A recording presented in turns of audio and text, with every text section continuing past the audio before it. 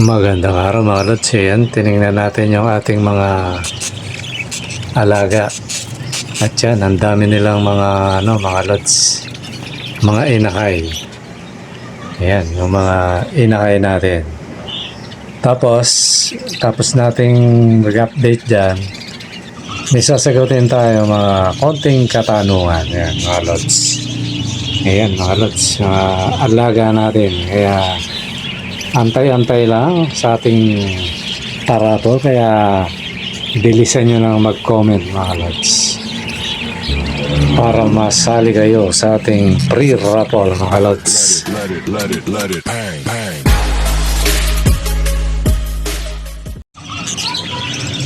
Magandang araw mga lods. Ayan, dito na naman tayo sa ating munting ibunan. Ayan mga lods, nagpisaan na yung kumbaga sa hagdan, gradual yan. May maliit hanggang sa palaki mga lods. Yan. Nagpisaan na sila mga lods na kasi ilang linggo nating hindi na hindi natin masyadong na monitor. Ayun, nung tinignan ko mga lods, halos lahat sila. Totally, halos lahat may itlog, tapos halos lahat may mga pisa. Ngayon, mga idol. Yan yung masarap sa sa pag-iibon mga lods. Yung sunod-sunod silang namimisa na halos linggo-linggo may binababa ka mga lods. Yan. Ganyan kasarap pag pag yung mga alaga mo nagpipisaan na. Yan. Yan yung pinaka-price natin mga lods. Yan, basta ginagawa ko sa umaga, pakain, sabay, hindi ko na masyadong naayos yung mga nila pakain, lagyan tubig, yan, konti linis, sabay, maya, pasok na. Kaya nung natin, kanina, pisaan na mga lods.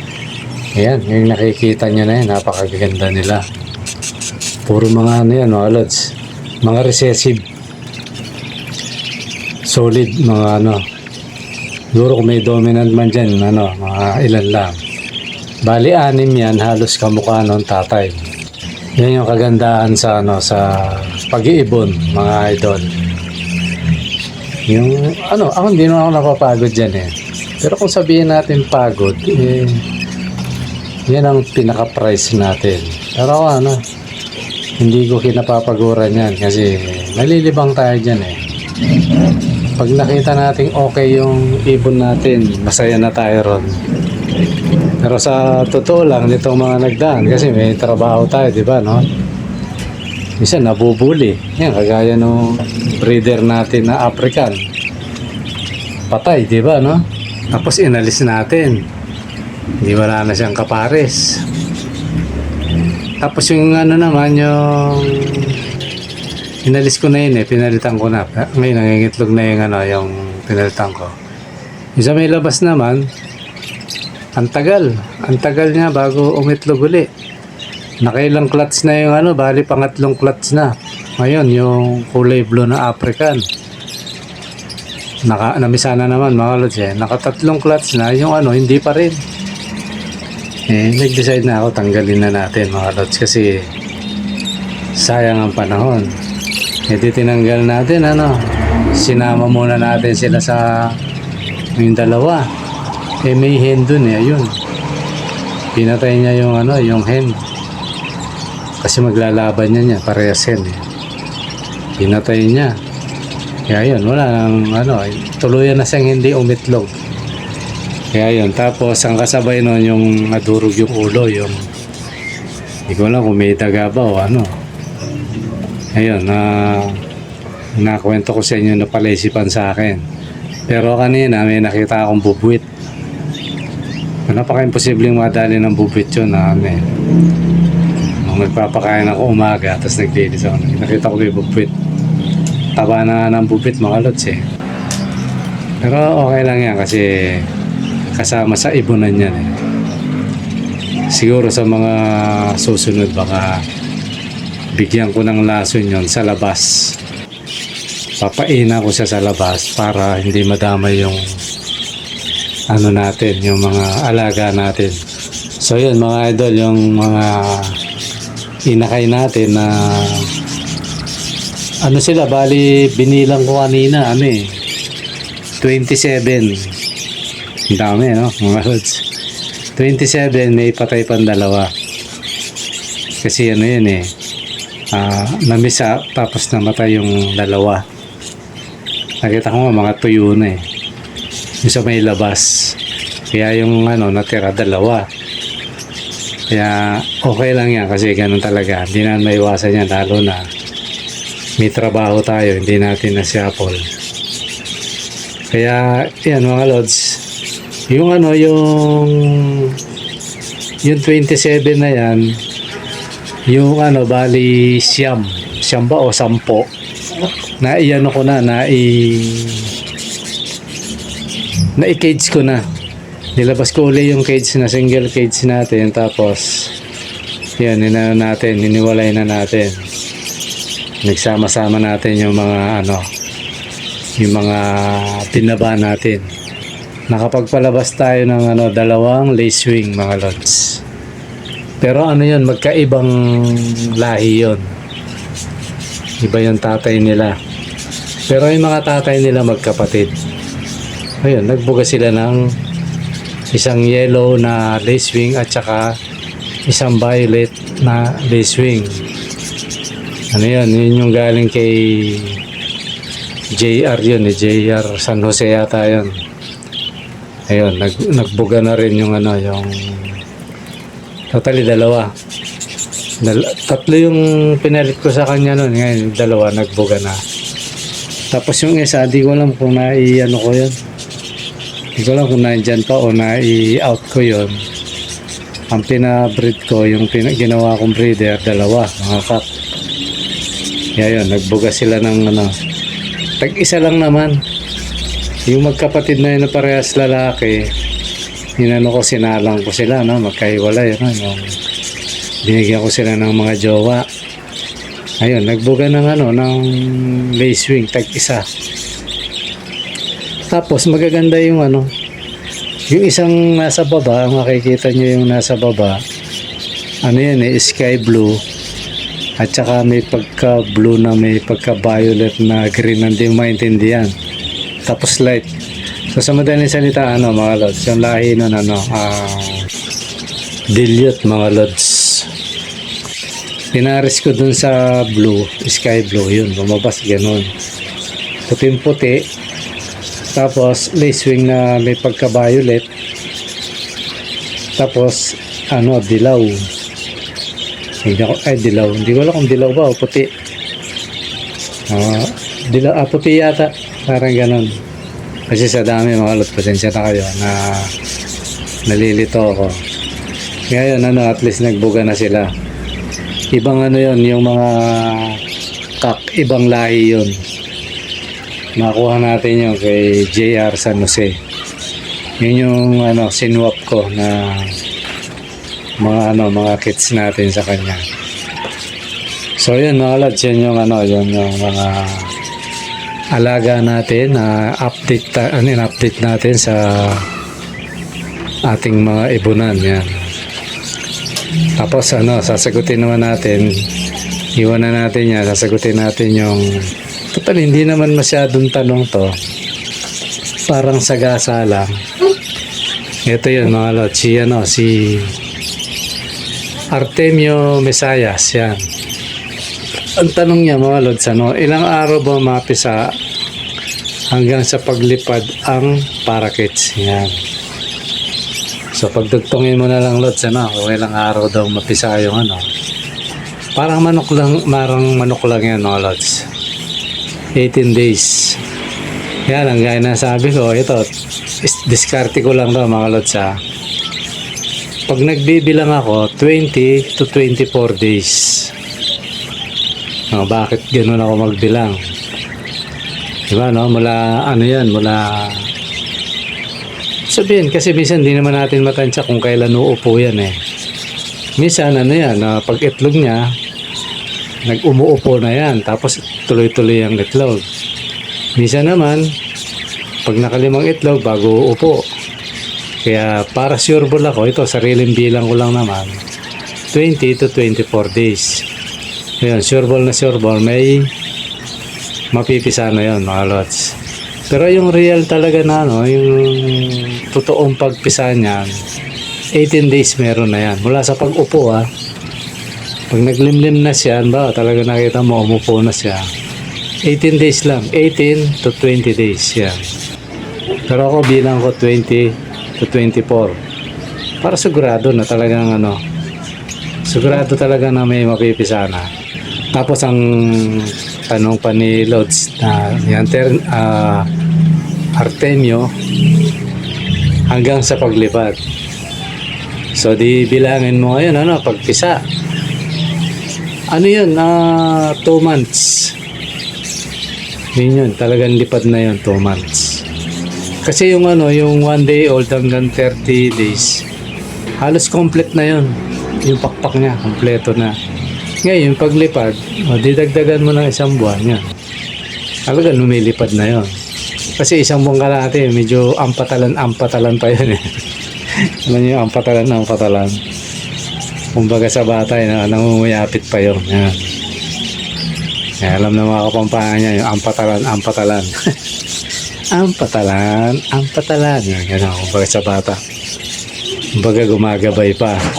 Yung pool talaga na, na paglipad niya, 2 months yan. Talagang lumilipad na yan, lods. So, yun. Tapos, naman, yung sunod naman nating, ito nasa comment section lahat to mga lods. Makikita nyo to. Sabi ni siguro ito sa comment nang galing tong ni Pascual Galicia ni Lods eh. Sabi niya, namisa ang ibon ko, sabi niya, hindi ka kulay ng parents. Green and blue pero ang anak gray. Galing to sa yung isang kinontent ko na sabi doon bakit ang yung bagong pares niya hindi kamukha yung mga anak. Ang kamukha yung naunang kapares, yung nakawala. Yun, doon ang galing to, yung comment na to. Ngayon, sabi ni Pascual Galicia, ni Lods, ba't yung kanya ganon? Hindi kamukha ng mga, magulang. Ano yan, Lods? Kasi kulay, diba? Kulay green and blue.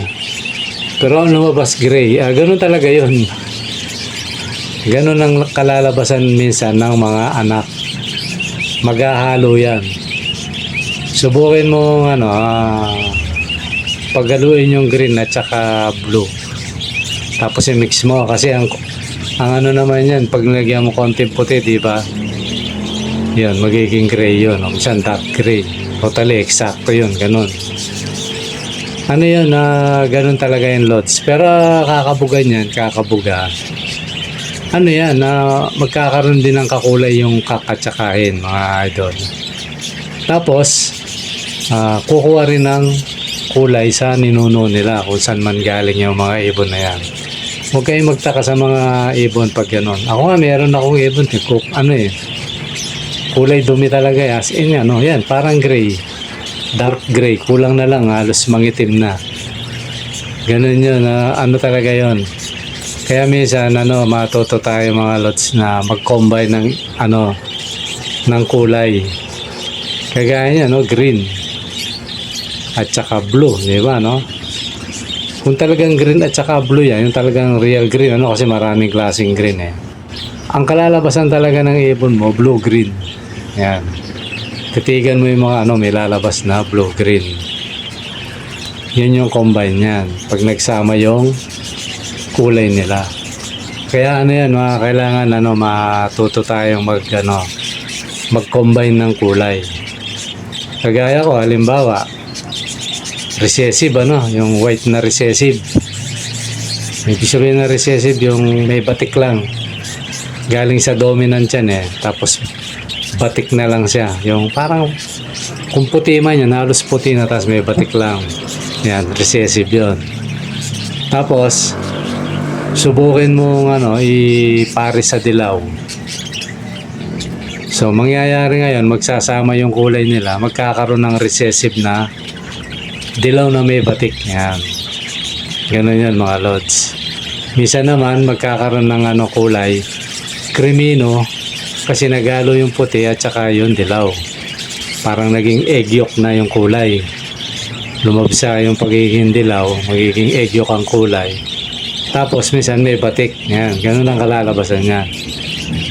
Kaya kailangan matuto tayong mag-combine ng kulay. Ano yan siguro hindi ko kailangan ituro yun.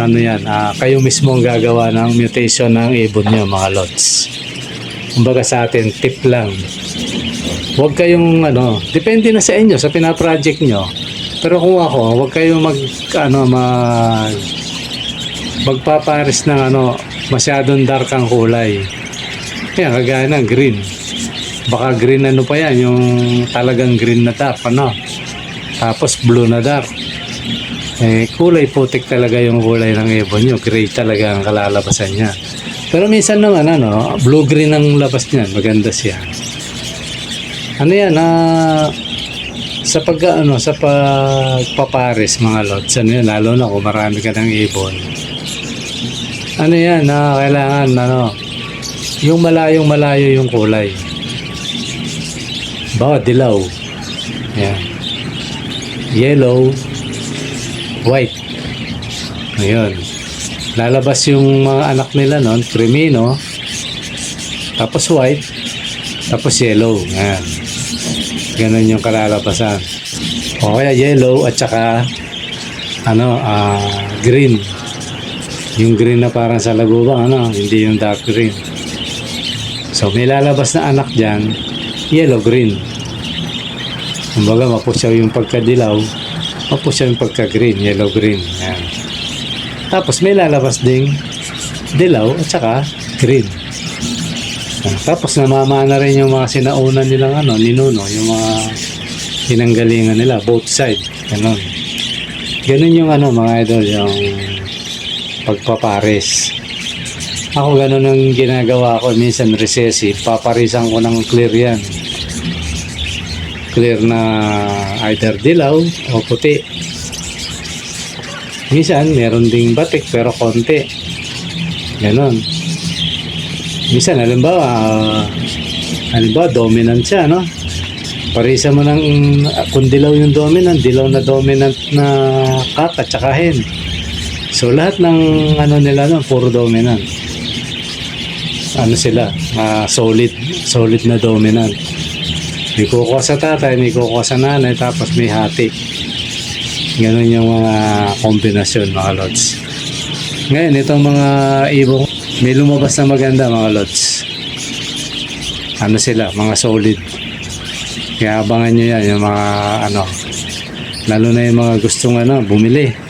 Abangan nyo yan, ang gaganda ng mga pati yung mga nagtatanong sa akin sa messenger, yan mga lods. Siguro pinakapayo ko, punta na lang kayo rito para makapili kayo ng maganda. Tapos may discount.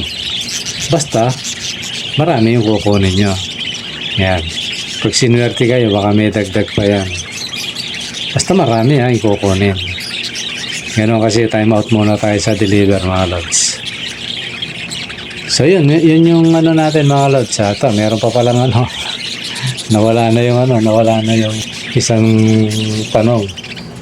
Sabi niya, lods, sabi niya daily ako nag-i-spray ng wash out sa kulungan at paligid ng kulungan. Hindi ba makaka-apekto sa health ng mga parakeets ko? Sabi niya. Si Pascual Galicia pa rin daw mga lods. Yan, kung ako sa lods, medyo iwasan mo yan kasi kung daily yan, tapos siyempre kumakapit yan sa screen, may mga basa-basa pa yan na nila, baka yan, nakakabulag din kasi yan tapos yung naiinom. Kung araw-araw yan nilang nalanghap na iinom mo na lalasahan yan, delikado alaga mo, lods. Pero depende na rin sa inyo kasi kanya-kanya diskarte naman yan. Pero kung ako, ano lang yan, siguro once a month. Yan, para maiwasan yung mga parasite. Mga scale, basta mga sakit, maiwasan yan. Ano yun, hindi advisable yun. Kasi yan, pang manok yan eh. Yung wash out na yan, yung mga manok. Kung sino yung sabongero dyan. Hindi naman nila araw-araw ginaganon yun. Maliban na lang kung may kuto yung manok yan. Di ba, no? Yan, ako sa Elods, ano yan, kahit isang beses, isang buwan. Okay, kung hindi ka makapigil, di 3 weeks, gano'n. Kahit sabihin mo matabang lang, ano yun, delikado pa rin sa mga alaga natin yan. Baka imbis na mawala yung sakit, maging sakitin yan. Di ba, no? Kasi hindi naman talaga, ano yan, pang-alis lang ng mga katikati yan, mga parasite, kung ano-anong mga pupunta sa ibon. Pero yung araw-arawin mo, hindi maganda yan, Lods. Ano yan, delikado yung alaga mo. So yun lang yung ano natin. Munti ko pa makalimutan yung mga Lods, yung isang tanong, ano. Ayan, yun lang siguro mga Lods. Sana yung mga ano na yun, kahit pa paano nakatulong sa inyo. Okay mga Lods, hanggang dito muna at maraming salamat. Bye-bye.